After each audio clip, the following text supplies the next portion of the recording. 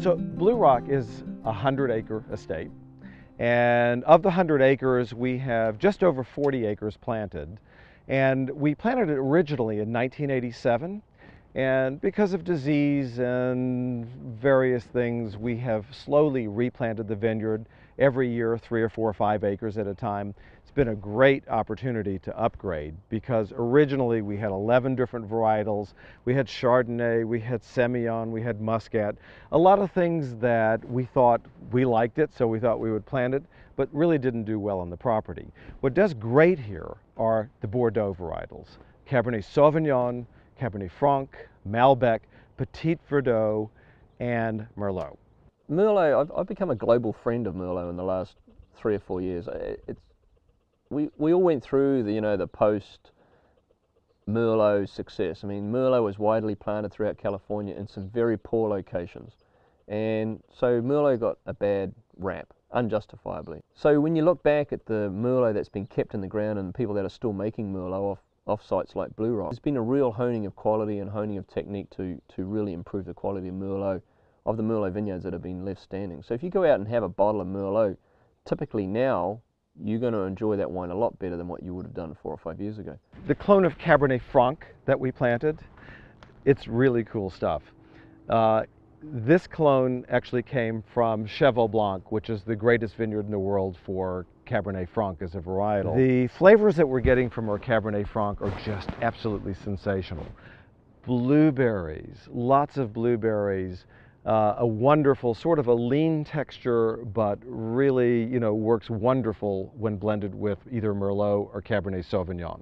Putting in Cabernet Franc was an interesting decision because it was something we hadn't done before, but Franc adds more elegance to two things. It adds more elegance up front, and it also adds a little bit more lift in the nose.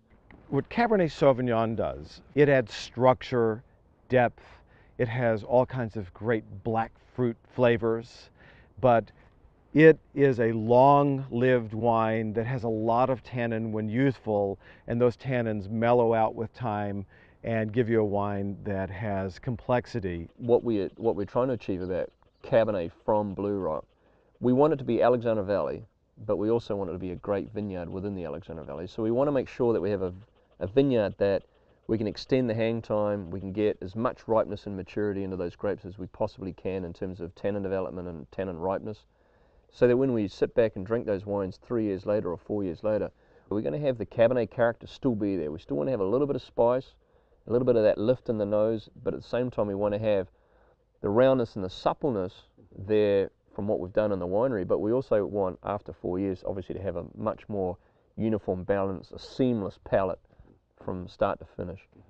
One of the things that makes a vineyard unique and special, the French have a word for it, terroir.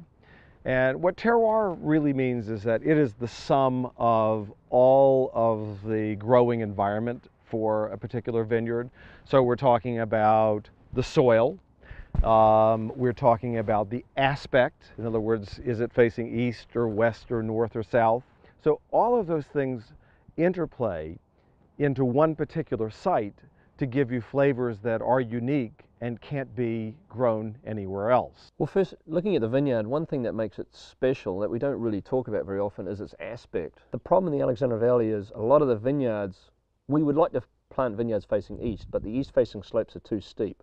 So everyone plants on the west-facing slopes, and they're afternoon sun, so you get intense heat. So typically Alexander Valley is high alcohol, thinner berry fruit characters, and not a lot of power. And coming up here to Blue Rock, you've got two things in play. Firstly, you're not a west-facing slope. In fact, you're a little bit more north, and you've got some east-facing aspects as well.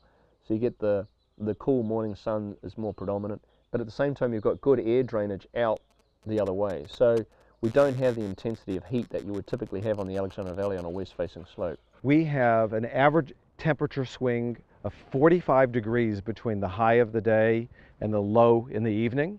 And that 45-degree temperature change means that at night, the vines are really sort of shutting down. Therefore, the wines, the Cabernet in particular from this property, has a real brightness of fruit flavor. It has plenty of acidity. Therefore, it goes great with food because of the natural balance, because of the depth of flavor, and because of the acidity keeping it bright and fresh.